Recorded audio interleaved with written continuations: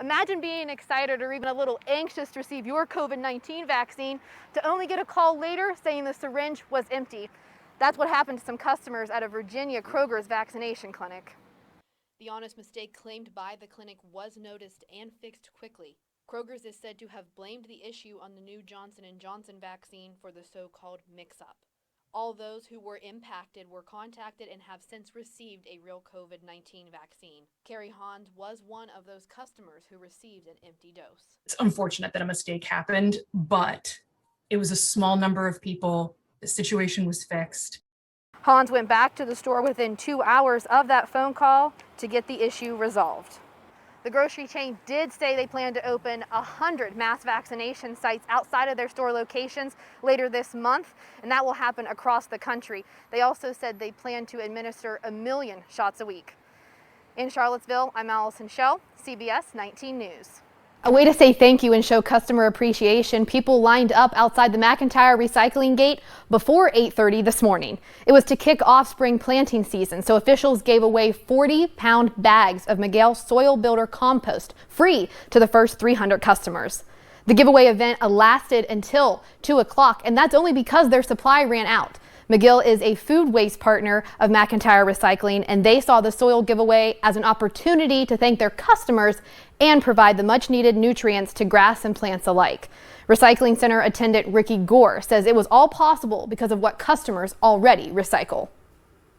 The people that do our compost, they had bags of compost that they wanted to give out to customers as thanking our customers for doing the compost.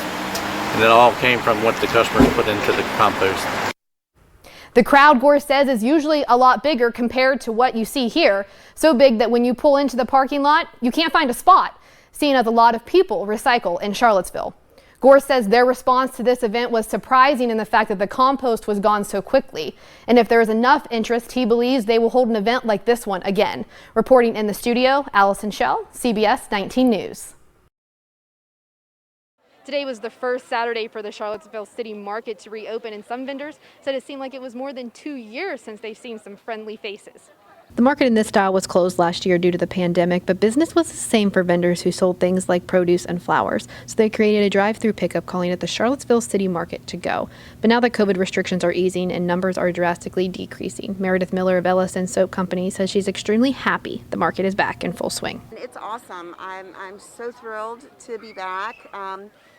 Myself, like everybody else, it's been a really difficult 2020, and so 2021 is getting back in the saddle and hopefully getting back to normal a little bit. And the energy is nothing short of full, and Courtney Kincaid is happy to see some familiar faces. I am extremely excited. The energy is great. It's so great to see the other vendors and the customers and just to be out and about again. It's wonderful. The City Market has gained back its popularity and will remain open like this through the summer, just like the Ix Art Park Farmers Market, which isn't the only walk-up market in town this season.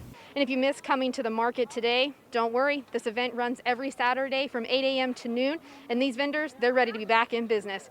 In Charlottesville, Allison Schell, CBS 19 News. In some entertainment news, there's controversy over a huge Marilyn Monroe statue going up in the city of Palm Springs, California. The 26-foot tall statue is supposed to be placed in the middle of Palm Springs Art Museum, but opponents have halted the project for now.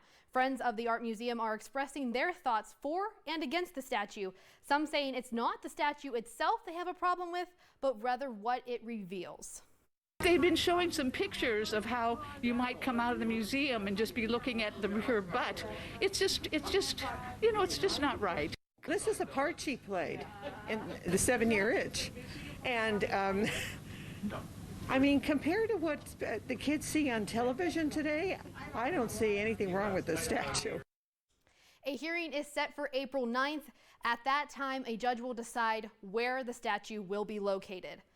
Nick Jonas is out at The Voice, and Ariana Grande, well, she's in. She made the announcement on Twitter. She'll sit in the 4th judge's seat next season. The Grammy Award winner will join Kelly Clarkson, John Legend, and Blake Shelton for season 21. The reason for Jonas's departure, that hasn't been given. And in consumer news, the price of toilet paper and diapers could be going up. Kimberly-Clark manufacturers, Scott toilet paper, Huggies, Pull-Ups, and several other household staples. Prices on the products in the U.S. and Canada will jump in June. The company said the increase will be a single-digit percentage, but retailers rather absorb the higher prices or pass them on to consumer by raising prices, which is what analysts expect to happen. And Google Maps won't necessarily default you to your destination the fastest way possible anymore. The company says instead, the navigation algorithm will soon automatically select the most fuel-efficient route. It will consider things like inclines and congestion to help you reduce your environmental impact. In situations where it would bring you to your destination much later, the app will show you other choices and let you select which one you want to follow. You can expect that change later this year. Sunday set a new travel record according to the TSA. It marks the highest number of air travelers since the pandemic began. The TSA screened over 1 million people on Sunday. Close to 10 million people have flown in the past week as spring break continues for students across the nation. The trend is worrying health experts because only 15.5% of the population is fully vaccinated against COVID-19, with many states easing restrictions, and new infections are once again on the rise. It started as a plea Charlottesville Chief Dr. Rochelle Brackney made when Jemiah Washburn dropped off some Girl Scout cookies to her when she was part of a panel discussion, and now the CPD is helping her out. Jemiah is part of Troop 927 and enjoys being part of the Girl Scouts, but more than that, what really caught the attention of the police department is the job she says she wants when she's older. That's what really raised the bar. The second African American chief. Because Chief Brackney is. Charlottesville Police Chief Dr. Rochelle Brackney said it's important for the young people who are paying attention that they model the behaviors they want them to have. Brackney says she wants to establish relationships, something that would allow the department to connect with the community. So continuing to build relationships with people, so you informally mentor, but you also lift them up at the exact same time. And to be able to do that for young girls of color, that is so important to me because we don't often see role models who look like us or people in public spaces that look like us. Chief Brackney also says it's a beneficial event for the officers who get to see how they can interact in a positive way and that relationships can be built before there is ever a crisis. She also says it's important for the public to see that they are not always on the law enforcement side of things, that when thinking of the production of public and community outreach, events like this is how that's created. Reporting in the studio, Allison Schell, CBS 19 News.